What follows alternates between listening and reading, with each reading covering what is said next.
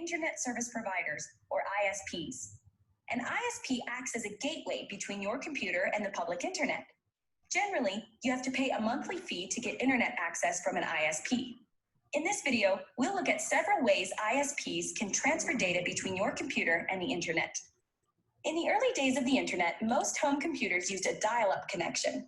To get internet access, the computer would make a phone call to the ISP. Just like a regular voice call, this call was an analog signal. As the computer dialed in, you could actually hear the sound of the data.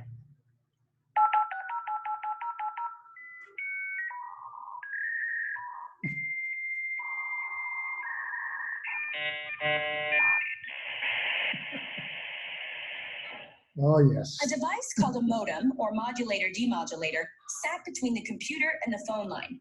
The modem turned digital data from the computer into analog sound data for the phone line, and the other way around.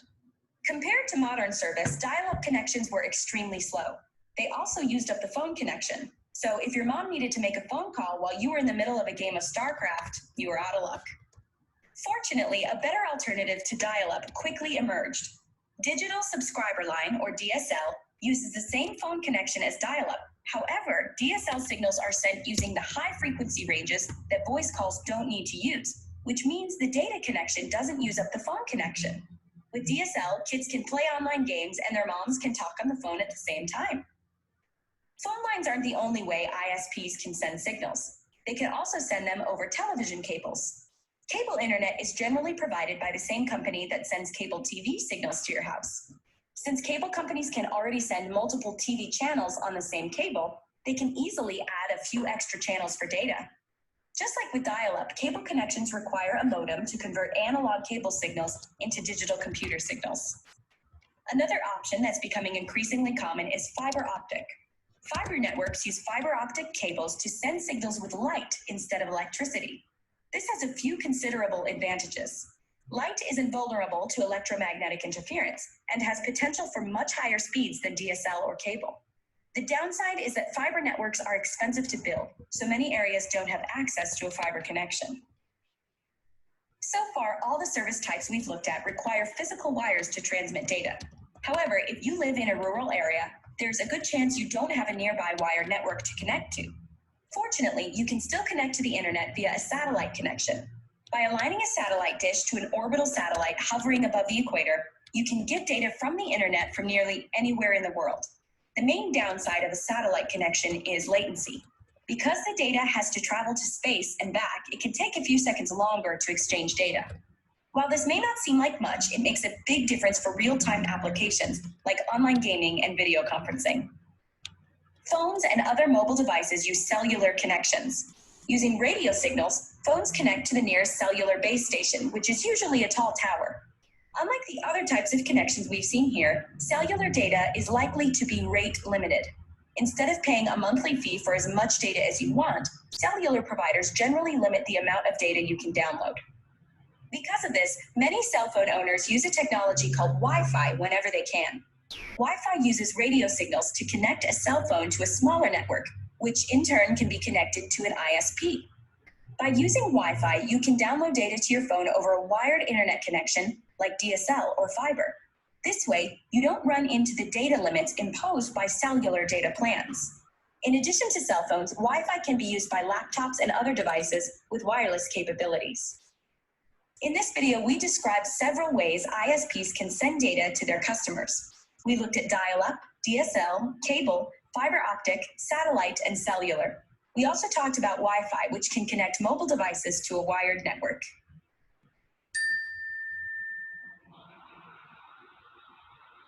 All right. Yes, that brought back some, well, interesting memories about dial-up and all those fun days.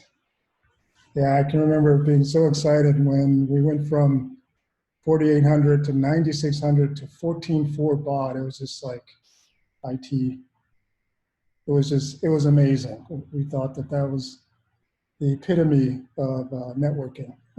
And where are we now? We have 5G and all kinds of things like that. So how many of you remember that era?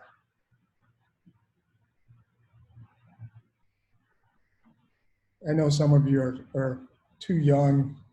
You probably, okay, well, yeah. I absolutely do remember working in that, yes, 80s and 90s, beginning of the internet, Netscape, the browser, AOL. Yeah, fun times, right? Yes, it brings up nightmares. All right, let's go into our first lab. Oh, Angel, yeah, thank you. It's all right, as long as you make it, that's fine. So I'm glad you're here. Oh, Jackie says she still has her AOL email. That's interesting and very good. All right, so let's go into our first lab. And this one is going to be very, very basic. We're going to set up an internet connection. And basically we're going to plug in our little RJ45 into the wall. So let's start. And you all can see my screen, right? Still? Yes. All right, oh, look at our fancy little office. So we have to follow the directions, right?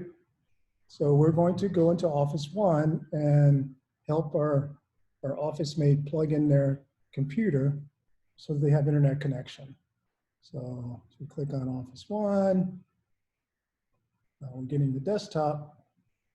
Let's go to the Office 1 workbench. And this should look familiar, right? So we're going to flip our desktop around so we can access the port. In the back, we're going to take a cable, our RJ45, all right? And we're going to plug one in into our network adapter, commonly known as a NIC.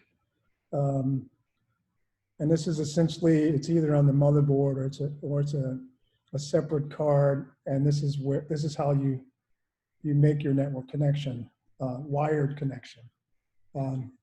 There is, just to let you know, a point of reference. There's still thoughts about eliminating wired connections, having every single device, at least non-enterprise wide, or even enterprise, to be a wireless or cellular. So that may be something that we'll see in the future. All right, so then we want to make sure we plug our cable into our RJ45 port in the wall. Right. So let's click on our desktop again. And as you see on our little network and internet settings, if we essentially check that, we see that we have a completed connection between our PC and whatever our provider is, and this representation is the internet. So that was really hard, right? So let's go ahead and score it. Yes, we did very good with that. We got our office mate connected to the web. Any questions? All right, so let's go on to our next video. In this video, we'll talk about wireless standards. Wait, we did that one on Monday as well. Now, who wrote this lesson plan? All right, what else do we have in here that may be interesting? Let's talk about careers in networking. Let's watch this video that will speak to careers in networking. And while you're doing that, I'll make sure that we're not going to repeat another one of the videos.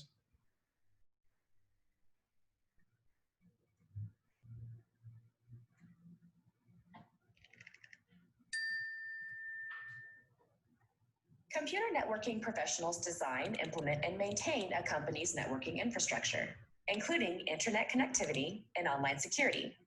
In this video, we'll explore a few specific networking careers. Network architects develop and implement an organization's communication network including the hardware and software components needed for both physical and wireless connections. Based on the needs of an organization, they design intranets, cloud infrastructure, and information security. They work with communication hardware such as cabling, routers, and network adapters. Network architects are familiar with network protocols, data formats, and project management. In addition to several years of on-the-job experience, these positions typically require industry certifications in network design and implementation. Network administrators maintain and expand a company's network. They have a broad range of responsibilities, including installing and configuring network media, creating and managing user accounts, implementing firewalls and other network security, managing an organization's email system, configuring network printers, and maintaining internet connectivity. Network admins also perform regular backups of files saved on the network and train users in accessing network resources. Network service technicians work closely with network administrators to ensure uninterrupted access to the company network. They troubleshoot problems reported to a company's IT help desk and assist users in resolving network connection problems, such as replacing defective network cables and modifying Wi-Fi settings.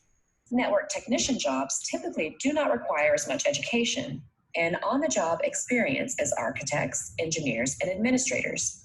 In this video, we introduced a few career options that involve computer networks. We looked at network architects, network administrators, and network service technicians. Careers in networking typically require a college degree and one or more IT industry certifications. Great. Well, one of my job opportunities, this is back in the 90s, actually worked for Target, the Target Corporation, to configure their wireless networks in all of their stores in their corporate headquarters in Minneapolis. I did that for a couple of years. Yes, that was a fun job, just speaking to local reps around the world, having them configure wireless access points and things of that nature. So if you're interested in a networking career, it's one of the more lucrative and interesting IT careers out there. So, all right, let's move ahead. Let's do one more lab, and yes, we'll take our break. We'll just take we'll take 15 minutes, and then we'll finish off our little portion of our lesson tonight. And our next lab is 2.4.11. So basically use a wireless network, and hopefully this will be useful for you because, you know, if you're connecting at a public location or you're connecting at home, this process can be a little bit annoying, but it's essentially the same as far as wireless connectivity. So let's go through this lab. All right, so in this lab, you and your roommates, well, have just set up a wireless router. So you just set up a router, and that will serve as a secure wireless access point in your apartment. Since your desktop computer did not come with a built-in Wi-Fi, you need a USB wireless adapter, and you can purchase these just about anywhere at Best Buy. Well, anywhere, even Amazon will sell these. Well, yeah, they're still available. And basically, we're going to turn our desktop from a wired computer into a wireless computer. Same network capabilities. So the first thing we need to do, we need to connect our wireless access point, or our wireless, you know, I want to call it an access point or router or adapter. So we just take the USB from our shelf and we plug it into a free USB port on our motherboard, right? And basically once you've done that, go ahead and access your desktop. You notice in our little status area, we have an indication, and generally this is what will happen if you're wired and you connect a wireless adapter. You notice the icons change.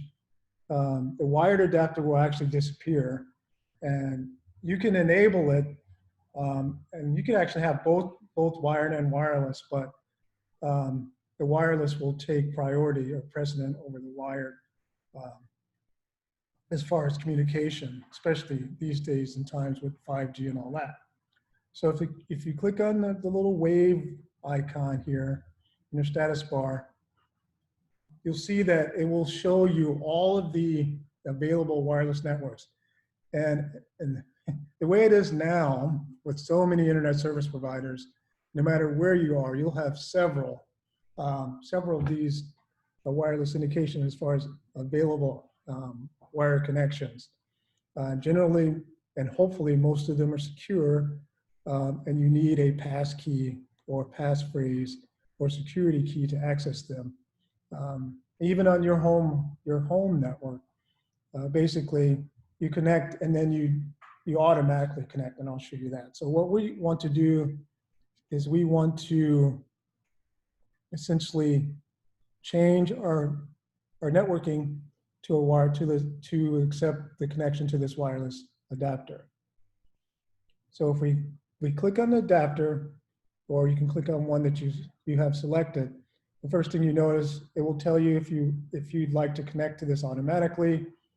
Generally, if you trust the location, I would keep that checked.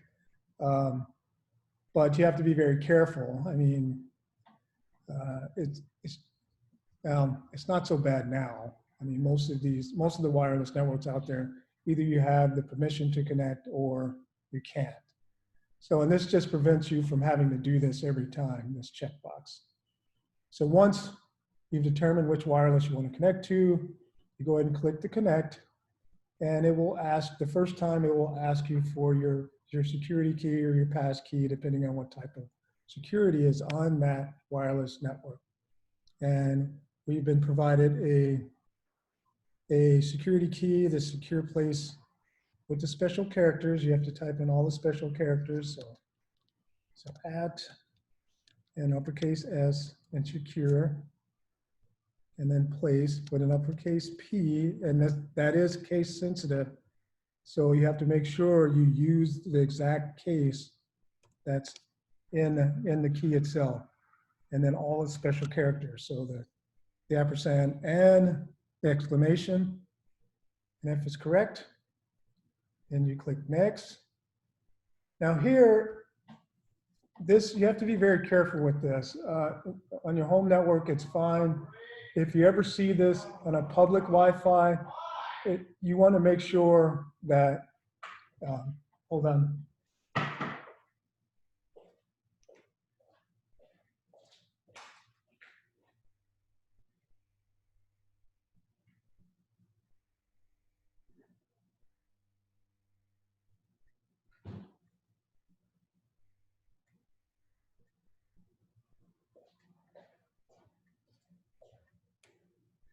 Sorry about that. You want to make sure, I would generally recommend that you always select no here, but in your home network, because if you have things like wireless printers and things like that, you do want to share connection to that wireless adapter. But we want to select no, and we're actually prompted in our instructions to select no. So once you've made your choice there, your computer will actually go out and make sure that it's following all the security rules of the wireless, if it's encryption and all that, whether it's, and I don't know if you remember the wireless video we watched on Monday, there's several ways to secure your network. So if everything is successful, you'll get a connect and secured, which I would recommend if you're ever connecting anywhere, especially now, since most wireless ISPs in public, like Starbucks or wherever, near the restaurants, well, if you get a chance to go, you are connecting to a secure wireless network. That will secure your device, and it'll prevent anything from happening. And so once you've done that, you notice that the grayed out icon becomes essentially highlighted, or it becomes like illuminated per se, and that means we're connected. And And you can click on this too, just like any other network connection, and test your network and internet settings. And it gives you the same indication. And now we have a Wi-Fi connection to the internet. There you go. Any questions?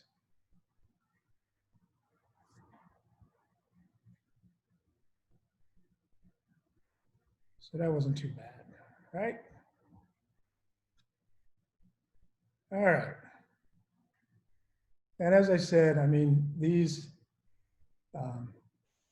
as we move through the class, the labs will get a little bit harder. So let's just take a 15-minute. Let's come back at 6:15. No? Salvador says no. Who's that little, do you have a helper there, Danielle? It's my daughter. Is she learning computers too? Hello. Now, what does she have in her hands there? Is that a small computer? No, it's her little tablet. Yep, a small computer. Is that a Yeah. real tablet or it's? It's a Samsung tablet. Oh, okay. Yeah. She'll be learning more about computers faster than you. Yeah. Exactly. Here. How old is she? She's 2. And what's her name? Hensley. Can you say hi? Say hi. You see, she's too engaged. Yeah. Yep. She's a mama's girl tonight, so she's hanging out with me. All right. All right, so let's just take a quick break. I know you don't really need one. I'm setting you all up to bombard you with beginning next week with things that we'll be spending a lot more time going through these labs as we get to things that some of you may not know, although I know a lot of you are very, very savvy. Well, at least I get the sense that you're a little bit more savvy than you're just going through the motions, so that you can position yourself to move on to a very needed field right now in so many different areas. So, yeah. All right. So enough of me jabbering. Let's just take a quick break. I know we've only been gone a half an hour, but I'm trying to stretch the time out. All right, sounds good. So we'll start again at 6:15.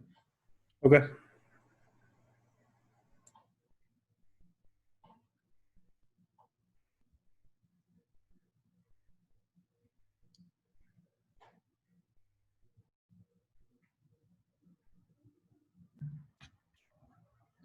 And make sure everyone launches their videos so I can see your bright and smiley faces. No. Hello.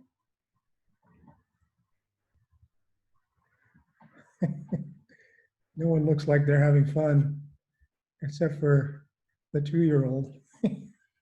Hi. Everyone say hi. She's very cute. All right. So let's continue our little video adventure to IT careers and network careers. Our next video is just that, networking career facts. Let's take a look at that.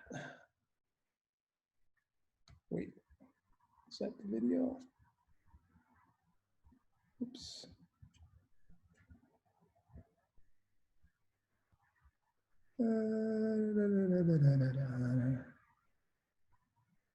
Oh, it's careers in networking.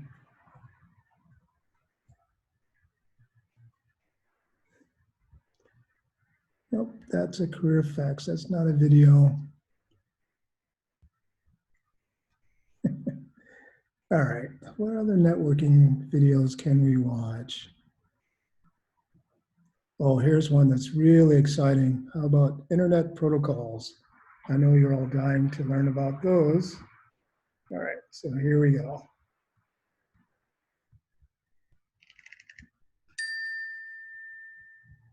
The The internet is a huge global system that connects computer networks from all over the world. Oops. With so many different networks communicating with each other, it's important that they all follow the same set of rules or protocols. Collectively, these protocols are called the Internet Protocol Suite, and they make it possible for millions of individual networks to send each other information. The foundational protocol for the internet is IP, which stands for Internet Protocol. IP is a routing protocol, which means it decides which route information should take through the internet to get to its destination. When you send a file over the internet, your computer divides it into small pieces. Then it adds a header to each piece that says where it came from and where it's supposed to go. The data payload, together with its header, is called a packet. The packets are routed through the internet to their destination, which is determined by the IP header. The receiving computer reads the information in the header, removes it, and uses the rest of the packet to rebuild the file. Another vital protocol is TCP, or Transmission Control Protocol. One of TCP's jobs is to make sure files are downloaded completely and correctly. In addition to the IP header, TCP adds its own header to each packet, which contains a unique number. Sometimes data traveling through a network becomes corrupted by electrical interference or faulty wires. With TCP, every time your computer gets a packet, it sends a signal back to the server to acknowledge that the packet was received correctly. If the server doesn't get the acknowledgement signal, it sends that packet again. That way, both the computer and the server know when the entire file has been successfully downloaded. TCP is so important to the internet that the Internet Protocol Suite is often abbreviated as TCP/IP. TCP is the best protocol to use when a download needs to be perfect. Computer programs, emails, and web pages are all downloaded using TCP. However, since each packet needs to be acknowledged, TCP doubles the amount of traffic on the wire, which makes it too slow for some applications, including this streamed video you're watching right now. In cases like this, where speed is more important than accuracy, computers use the User Datagram Protocol, or UDP. Like TCP, UDP adds header information to each packet. Unlike TCP, though, the destination computer doesn't acknowledge when it's received a packet. That frees up space on the wire for the server to send packets much faster than it could with TCP. However, every once in a while, a packet will show up corrupted or not arrive at all. That's why streamed videos sometimes look a bit glitchy. It's worth dropping a few packets to gain the speed necessary to stream video. The next protocol we'll talk about is DNS, or the Domain Name System. Every website on the internet has a unique address that the Internet Protocol uses to identify it, called an IP address. For example, the IP address for google.com is 216.58.216.142. If we type that number into a web browser, it'll take us to the Google homepage. However, imagine having to type 216.58.216.142 every time you wanted to do a Google search. DNS is a server that maps domain names like testout.com or google.com to IP addresses. When you type a URL like testout.com into your browser, your computer sends a request to a DNS server asking for the website's IP address. The DNS server looks it up, then sends it back to your computer. You've probably seen that most web addresses start with the letters HTTP. This stands for Hypertext Transfer Protocol and is used for accessing pages of the World Wide Web. Hypertext documents contain text that links directly to other documents without having to navigate through a file directory. The most common type of hypertext documents are web pages, which are accessed using a web browser. When you visit a website, your computer first gets that site's IP address from DNS, as we saw earlier. Then, it sends an HTTP request to the server at that IP address, which asks for its hypertext page. The server sends back the page, and it's displayed on the browser. One of the biggest problems with HTTP is that it sends information in plain text. That means if a cybercriminal intercepts a transmission, they'll be able to read all the information, including sensitive information like credit card numbers and physical addresses. That's why many websites use HTTPS. The S stands for the SSL protocol, or Secure Sockets Layer. Just like HTTP, HTTPS requests and transmits hypertext documents between a server and a computer. This is combined with SSL, which encrypts data that travels along the link. If someone intercepts the transmission, they won't be able to understand any of the data because it's encrypted. HTTPS is vital for sending confidential information over the web. In this video, we've taken a first look at the TCP/IP suite. We talked about IP, TCP, UDP, DNS, HTTP, and HTTPS. These protocols, along with many others, make it so a diverse group of networks can share information with each other, which is foundational to the internet.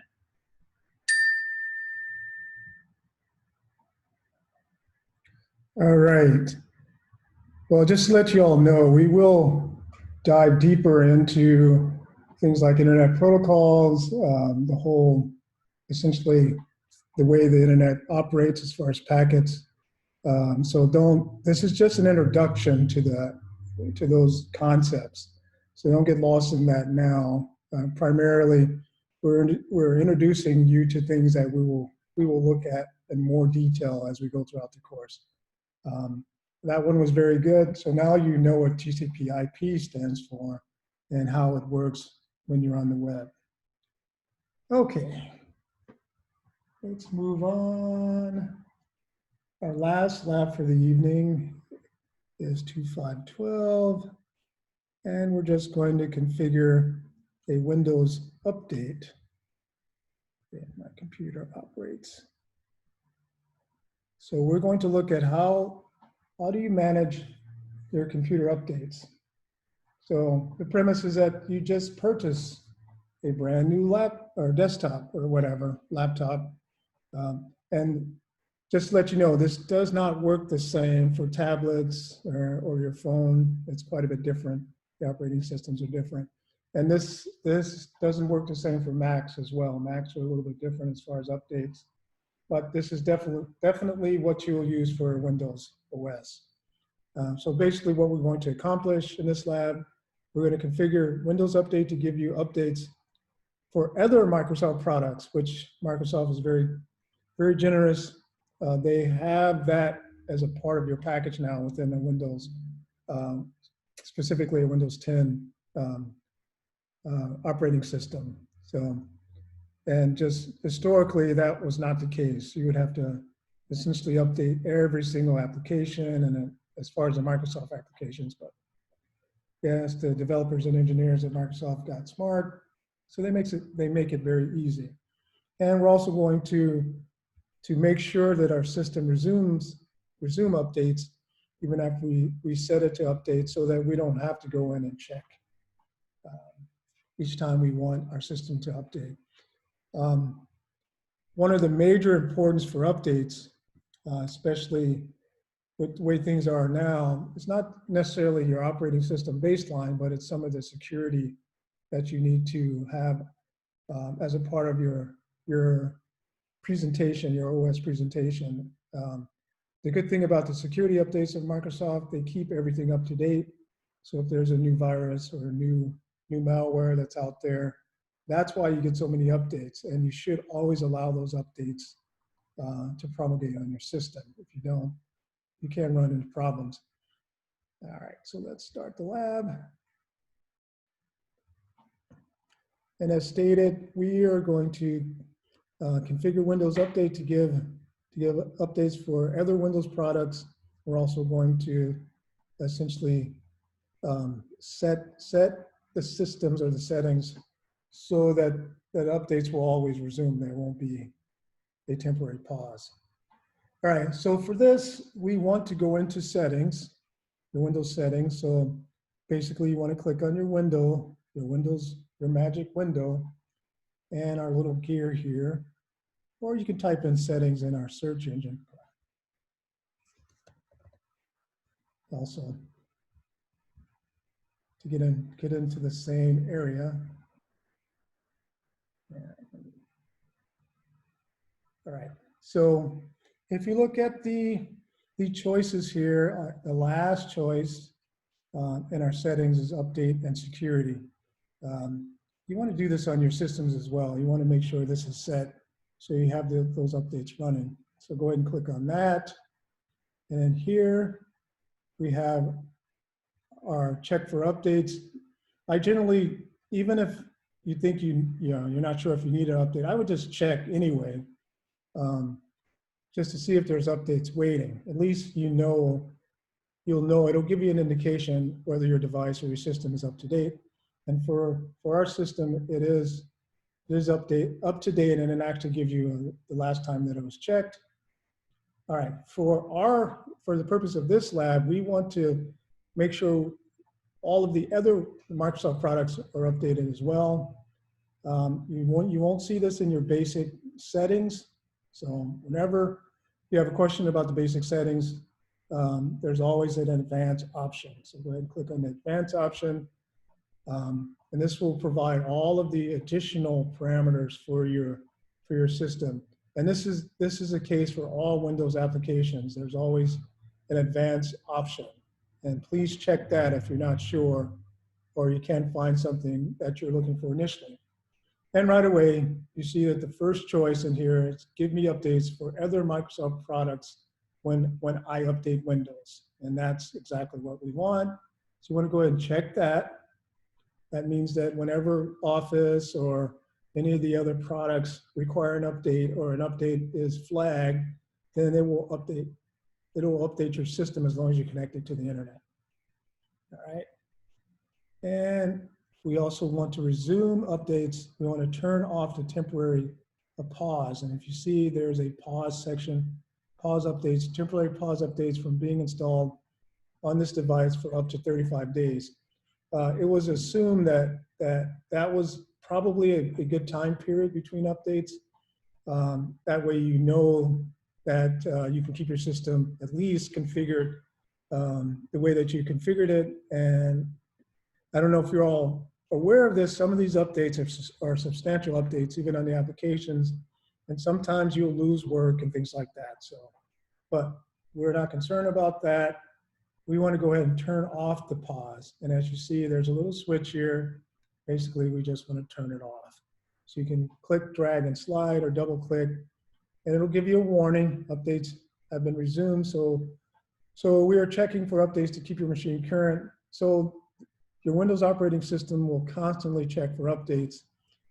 There's a way that you can set to actually have updates run like late at night. Generally, if you're an IT admin, you'll set you'll make that setting to make sure it doesn't interrupt you during your work time or when you're working on the system. Okay, so that's all we needed to do. We just set a couple of parameters in our advanced options. Just to review, basically give updates for all Microsoft products, and we stop the pause. So whenever there's an update available, the update will be sent to our system. All right, so let's go ahead and store it. We satisfied all the criteria. Are there any questions? All right. Now, this was our last required lab for our intro, our test.it fundamentals. In the next, after the video, in the next 20 minutes or so, if you want to go through any of these labs, we can do this now. There's quite a few that we haven't gone through. Hopefully, and even after this evening, I would suggest that you go back in and go through some of these fundamental labs because it'll help you. And there's several that we're not going through: database and programming, information systems. That's a little bit more advanced, and then some of the fundamentals. But primarily, these first two chapters, I will suggest if there's something that you're not familiar with in here, and we do have time now. Please let me know now. You can think about it. You can scroll through while we're watching the video and on your own system, and just let me know. We can walk through some of these labs. We have some time now, and yes, a lot of them are basic. A lot of them you can probably figure out, but some of them are pretty useful. All right, so for our last video, we're going to take a look at software installation best practices, 257. And this one is actually very, very useful because we're always updating or installing software, and there's certain things that you should know as far as best practices. So here we go.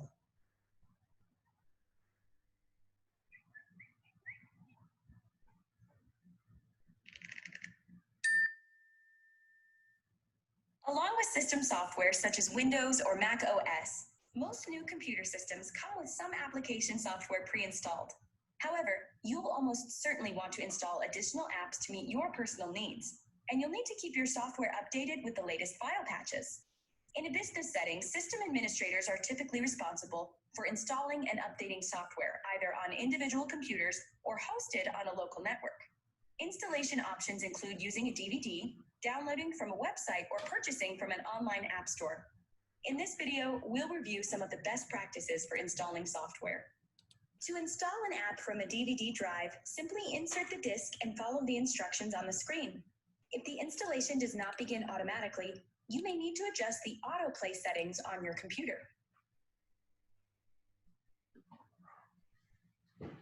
Software vendors provide an end-user license agreement that dictates the specific terms of use. A single-use license can only be used on a specific computer. A site license or volume license can be used by businesses for multiple computers, typically until a maximum number has been reached. System administrators need to read license agreements carefully and then monitor software license use in their organization. Most proprietary software is activated using a product key or a serial number. After entering the product key, file it away in a safe place. You'll need it for reinstalling the software if you get a new computer or need to reinstall the operating system. Most installation programs include advanced options that let you change the default location for installing files. You may also want to customize the installation by excluding unnecessary components. Before installing an app from the internet, make sure the website or publisher is a legitimate, trusted source of software. Then, download the installation file and scan it for viruses and other malware.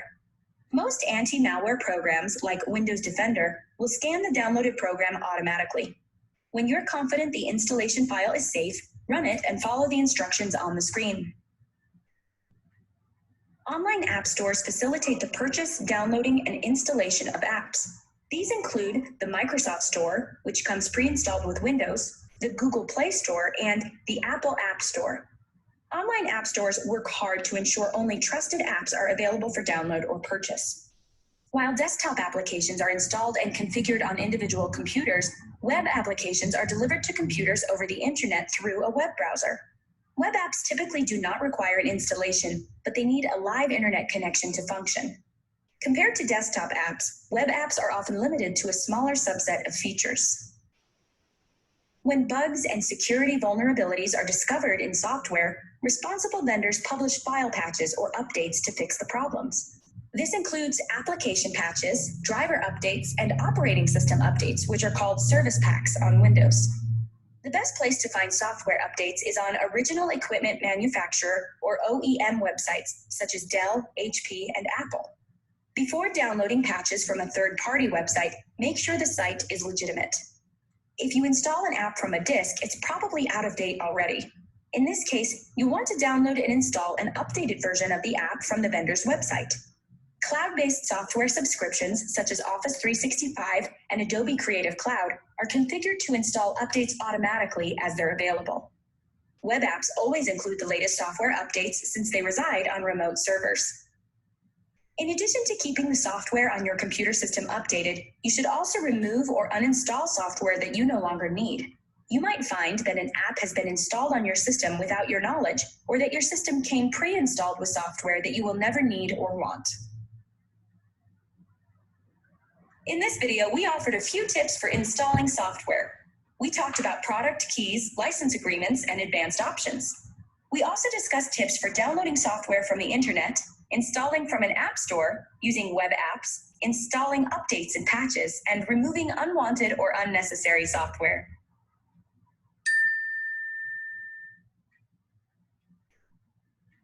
Alrighty. Okay, so that concludes our IT fundamentals lessons. And once again, if you'd like for me to go over any of the labs, now is the time to ask, because we do have time before Adam. We have about a half an hour before Adam will take over with the SOAR portion of the class. Is anyone curious to view the lab as a class? And if you're interested in sharing your screen and walking through a lab, I welcome you to do that as well. So what do y'all think? Has this been,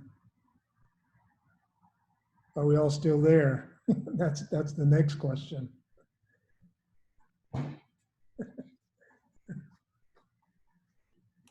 So is there anything in the IT fundamentals that you'd like to review or walk through or talk about, or do you all know all of this stuff?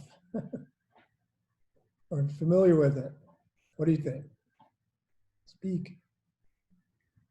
I'm good. I think I'm pretty familiar with most of the fundamental stuff. So most of the fundamentals were somewhat boring, right? Oh yeah. So you all know, you've all dealt with Windows enough that you Oof. can figure out basically what you need to know about the fundamentals.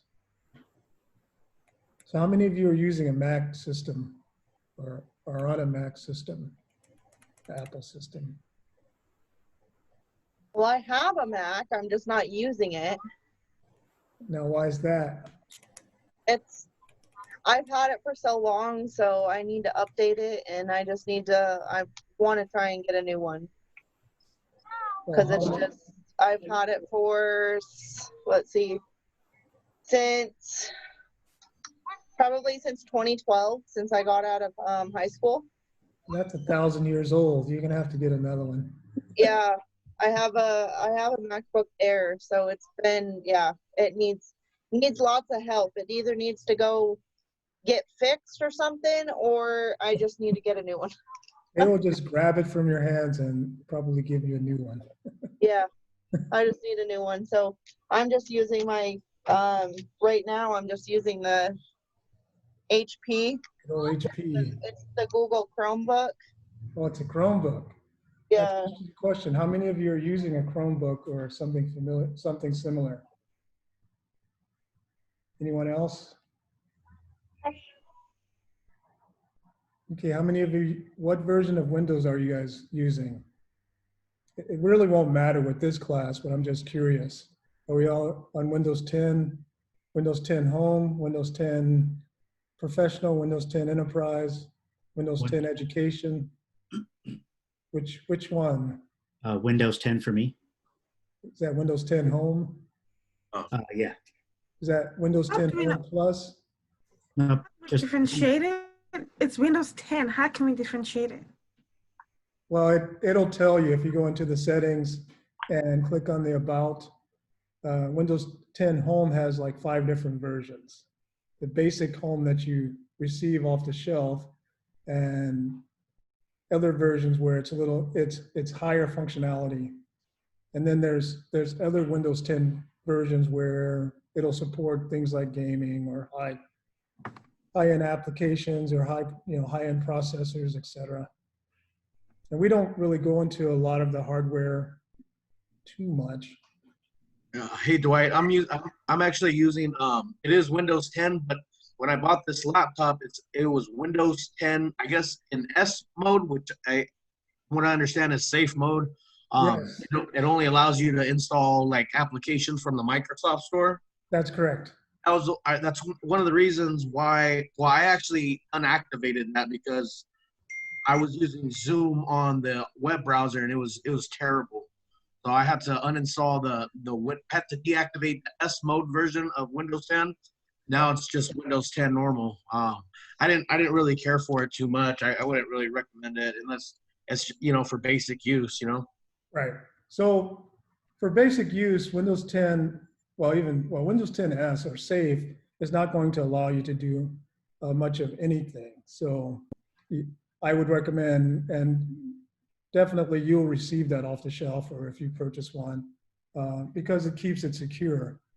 But if you have Windows 10 Home, and let's see, how many of you are using the Chrome browser? I am. Is anyone using anything else other than Chrome? Heck no. That's blasphemy. Is anyone using something like IE? No, but this came with Microsoft Edge, and it wouldn't let me download Chrome, so I don't use Edge anymore, and I use Chrome instead. It's way better. Yeah, My preference. Chrome has all the engines to support most of the applications, the web applications that you'll have access to. Please don't ever use Internet Explorer unless you're on a server. Just don't even get that out of your vocabulary. Edge is better, but it's Microsoft, so it's a higher version of Internet Explorer, but it is better. Don't use Firefox. Firefox is kind of falling behind. You can use Safari if you're on a Mac, and you can use Chrome on a Mac as well. So I would recommend Chrome, especially at this level. At the developer level, we do a lot of things with Chrome. We'll go into the engine and change some of the settings to allow us to do more things, at least when I was a developer. Yes, IE has always, Microsoft has struggled with IE forever, since its inception way back in the 90s or the late 80s.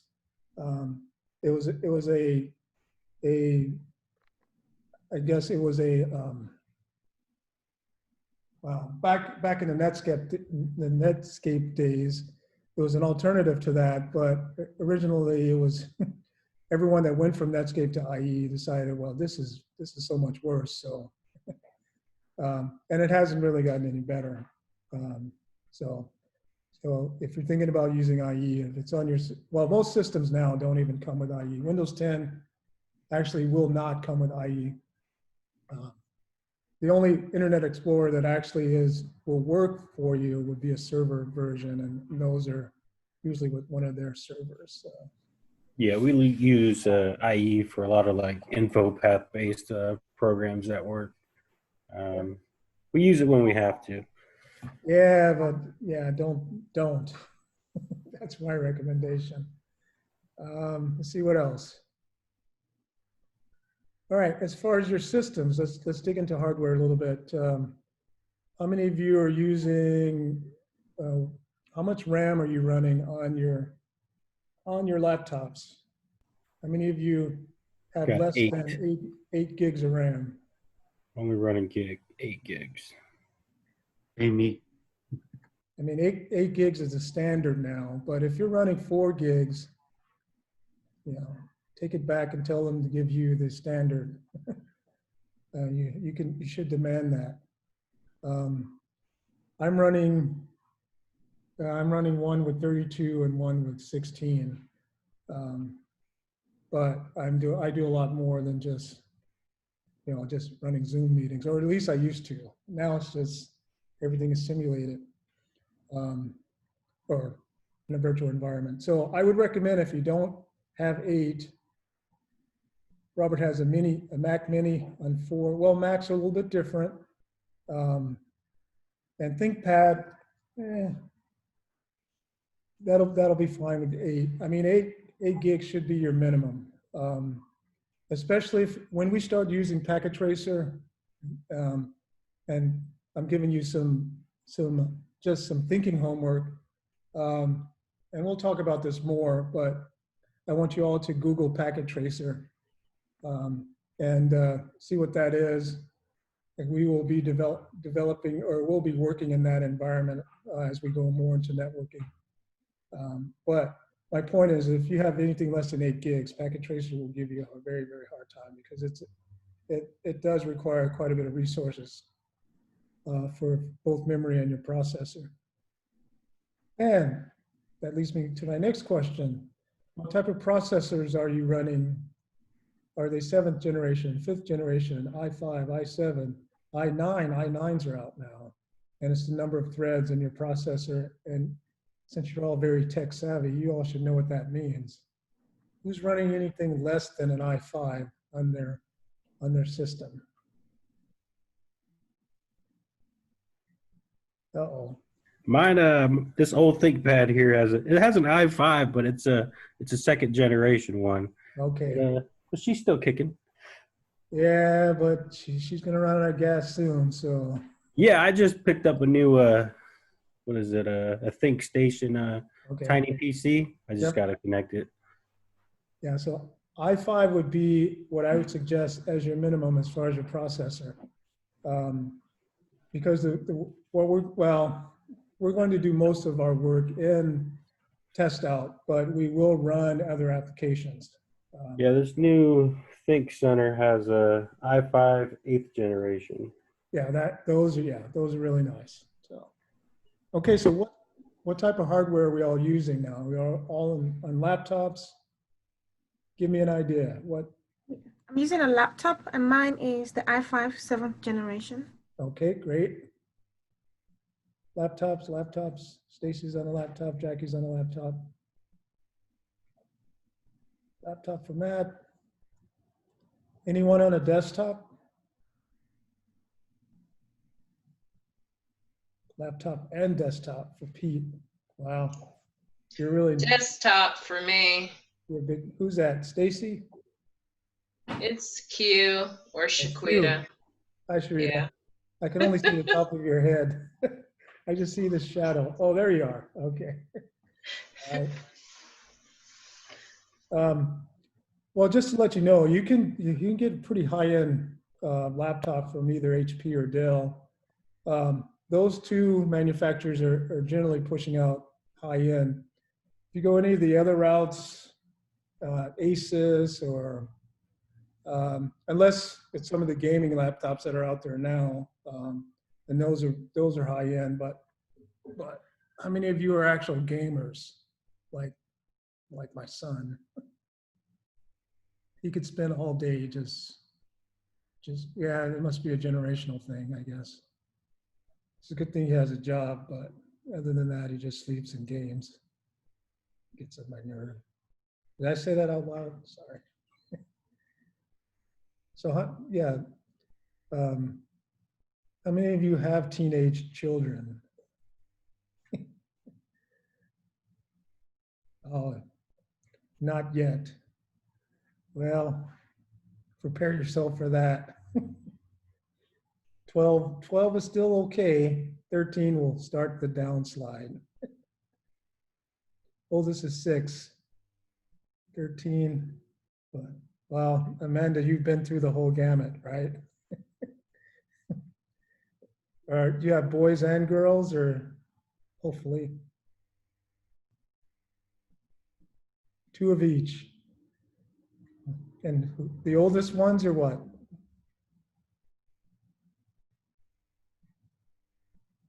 Okay.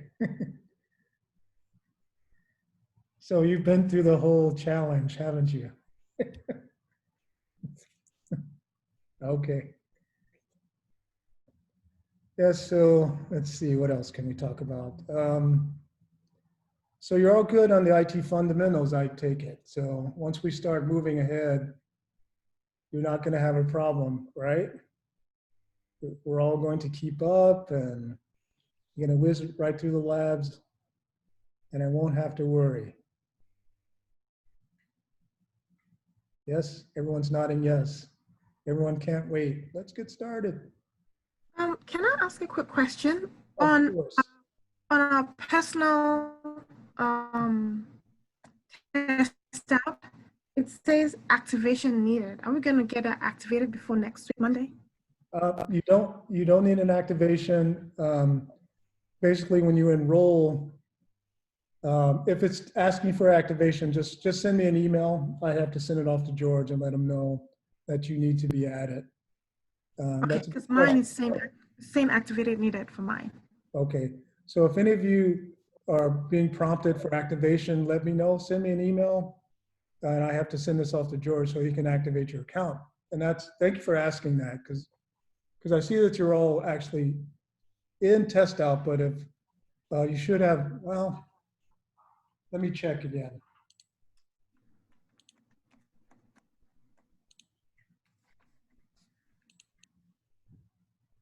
Let me just make sure. Because once we hit next week, well, it's not like it's it's life or death, but I need to make sure everyone's active in test out.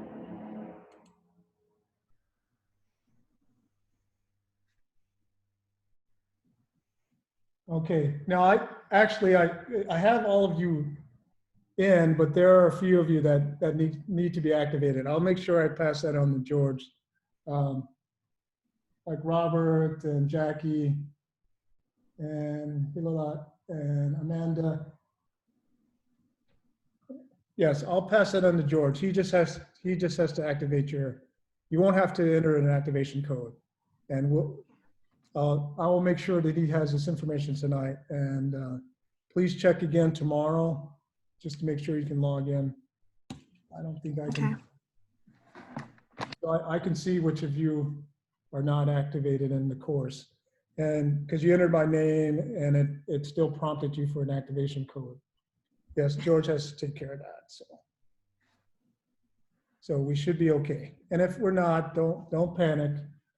We'll have a couple days to adjust, etc. Let's see what else.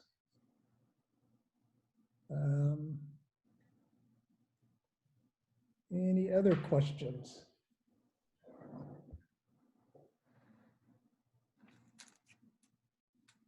So going back to 4th of July, how many of you have a 4th of July fireworks tradition? Or we have a lot of shooters out here or something, because there's always bangs in the middle of the night. And it's not fireworks. I've What side of town are you on? I'm the west, near Glendale. So, but I can swear it's gunfire. It's not just like poppers or anything like that. But so what are the plans for the weekend? I'm trying to get ideas because this whole year is very, very different. So what are we doing? Nothing? I'm working. Oh, Q has to work. Why do you have to work? It's a Oh, because I choose to, and I really don't celebrate. I'm not a big fan of fireworks. Oh, okay. So, yeah, I'd rather make money. Well, yeah, yeah. Can't argue with that. Fair enough. All right. Adam is here. Let me turn him into the host. Hello, Adam. How are you, sir? I'm well. If you guys aren't done, don't rush on my account. No, we're just chatting. Just hanging out? Yeah, we're waiting for you and your excitement. Oh, wow. Well, I will do my best, I promise. Whoops. Oh, yeah, I think you made Holly Lot the host. Yeah, well, she's going to take over. Congratulations. We'll go to you next. All right. We're all going to take turns, and then we'll see what we got. We'll all be hosts. Okay, let me Exactly. fix this. Oh, I can't fix it. Oh, what do you want me to fix? Well, I'm not the host now, so I can't. Holly Lot has to do it. Holly Lot has to do it. So just right click on Adam. Yeah, if you hover over my face and you hit those three little buttons, yeah, it'll say make host. You can make me a host. Okay. You're in control.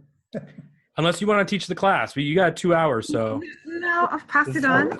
Oh my gosh! Oh, now Q's the host. this is the new lab. Q is the host. Hey Q, can you go ahead and those 3 buttons? What 3 buttons? What? I made you the host. This is fun. So if you hover over, you can either open up the participants pop up or just hover over his name. And you'll see Adam will have these 3 little. Okay, I can reclaim the host. Never mind. Oh, okay. I mean, I'll do it. You all right? Sweet. It was a test. You all failed. Wow. It's only what, the second week of class? Yeah. You guys are already all failing now. There you go, Adam. Thank you. You got some time. 7:10 is usually when we start. We might start a little bit early just so we can finish a little early, but if you guys need to run and grab some food or do some jumping jacks or whatever you need. Okay, Throw some Amanda. water on your face, take a 5-minute nap. Who's your helper there? Oh, we can't hear you. Unmute. Yeah. Got all these kids helping out. He left.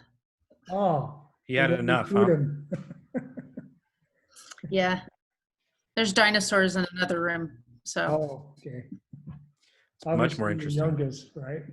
yeah, that's the 4-year-old.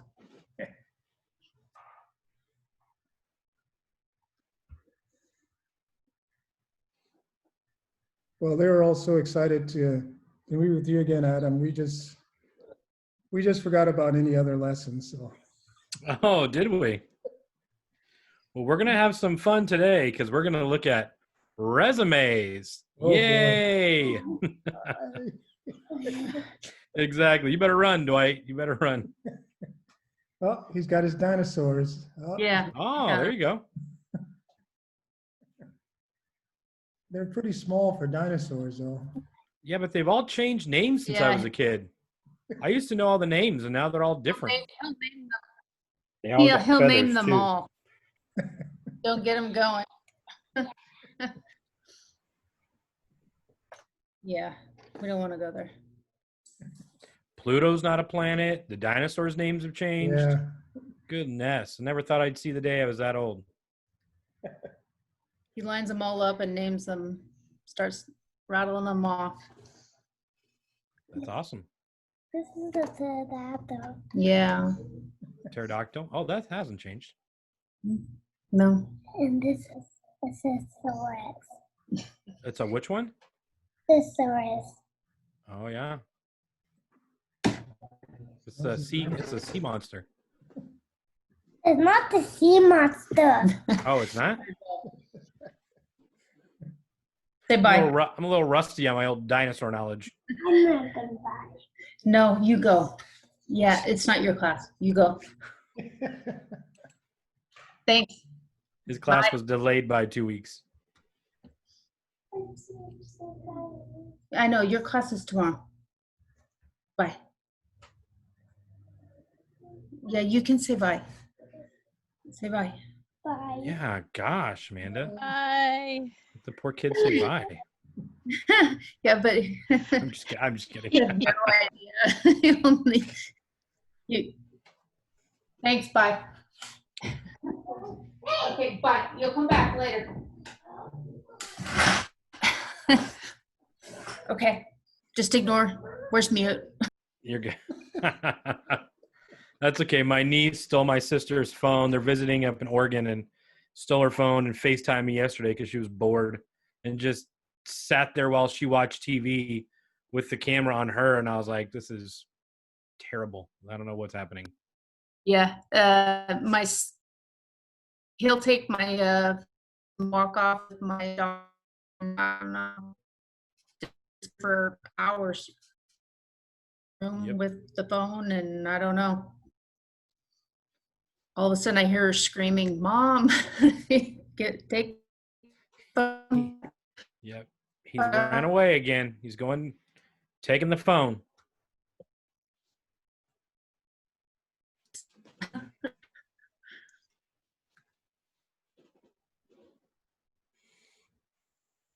Dwight, what did we learn today? What was class on today? Well, we What you learned a got? little bit about networking and the internet. It's pretty boring. I don't think that's true. I'll admit it. We have Networking? we have some savvy tech. We have some nerds here in this class. I'm not admitting it, but they're a bunch of nerds. They're That's just good. on their current positions, but Yeah. secretly they know all that they need to know about computers. They're just going through do this as a formality. Right? Yeah. I always thought networking was when you pass around your business card to people at a luncheon. Uh-oh. Yeah. Okay, everyone will have to bring Adam up to speed on his. I need to hire people like you. Don't put me up to speed. I got to keep you guys employed.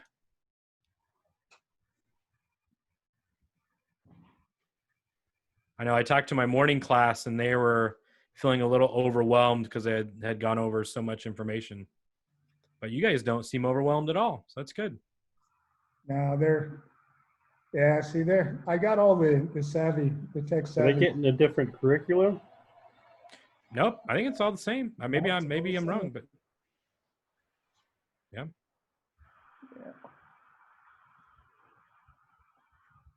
We got tech geniuses teaching and me. I'm the other category. Yeah, but we all like your glasses though. Well, I got to keep people entertained somehow. I'll tell you a story. I was in Nashville speaking at a SAD conference, which is now called Students Against Destructive Decisions. Used to be Students Against Drunk Driving, but now kids can do more than drink and drive with texting and everything else. So I was the keynote speaker, and I got there, and I went to this cafe in the morning, and this woman walked up to me while I was eating breakfast, and she said, "Oh, sir, I'm sorry to interrupt, but I love watching you." And I was like, do I have something in my beard? What are you talking about? And she's like, "No, on TV, you're that guy from the chef show. Aren't you like one of those Top Chef guys with the white glasses and the tattoos?" And I said, "Oh, ma'am, I am not who you think I am at all."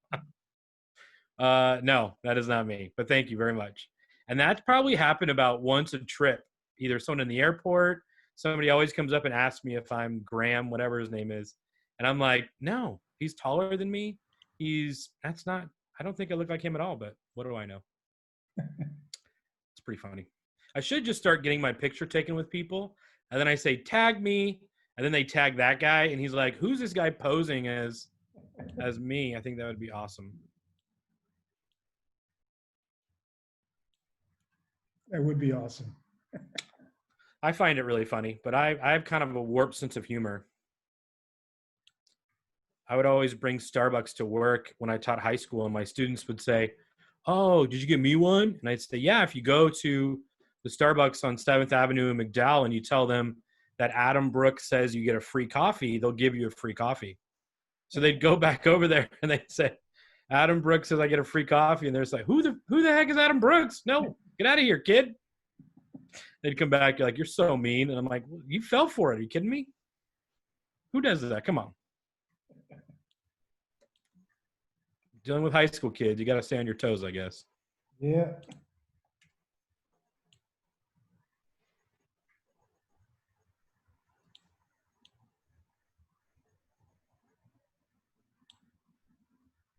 All right, looks like everyone's here. Do you guys mind starting 5 minutes early? Then we might be able to finish 5 minutes early. Okay. I want to value your time, and you're sitting here, so we might as well jump on into the good stuff. We're going to finish up. Yes, you do mind, Melba? You mind? You have something more important to do for 5 minutes? I'm just kidding. No, you don't mind. Yes, we can go. Got it. Yeah, you already got your drink. This is tonight. You got your smoothie. Yeah. Tonight is brought to you by Diet Coke. Please sponsor me. So we're going to finish up what we started on Monday, talking about communication. We're going to finish up talking about this idea of professionalism, what that looks like, what that means. We're going to talk a little bit about self-disclosure, what's appropriate, what's not appropriate, what does that look like? And then we'll jump into the next section, which is on resume writing. And we'll get into some specifics about personal branding and writing a resume. Resumes have changed over the years a lot. I don't know. I'm not going to guess anyone's age in here. But I remember when you had to get dressed in your best Sunday outfit, walk into a store, ask them if they were hiring. They tore off an application and handed it to you. You went home, filled it out, got even more dressed up, went back in and said, "Can I see a manager?" And then you tried to get hired then. That has not happened apparently for like the last 10 years. So things have changed a lot. Now you fill out an application and you hit send and it goes somewhere, we hope, we think, we don't really know. Sometimes it just disappears. People have filled out 200 job applications and nothing. So we'll talk a little bit about how to use keywords in our resume to fit certain algorithms. How do we, kind of get the best leg forward whenever we do that. We will talk about interviewing in a different workshop. So interviews will come later, I promise. But this is just that. Yeah, first impressions do last, Melba. You're exactly right. And you can never get them back. That's the one thing. Sometimes you can improve upon it, but you can't really get back that first impression. All right. So before we do that, let's jump into skills for success. And we were right about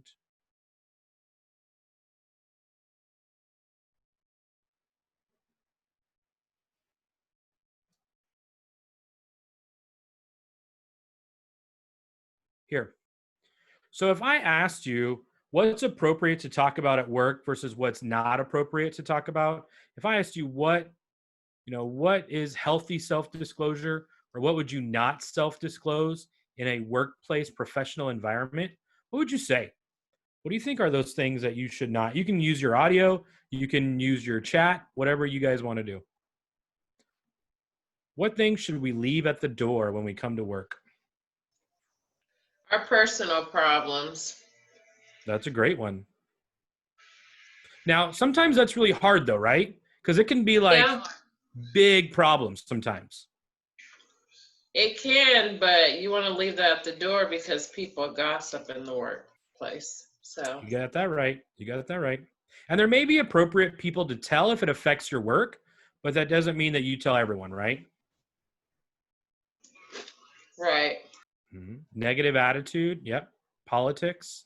Yeah, definitely not politics. Relationship issues. That's another one. Political views. Religion is another great one to leave at the door. Yep.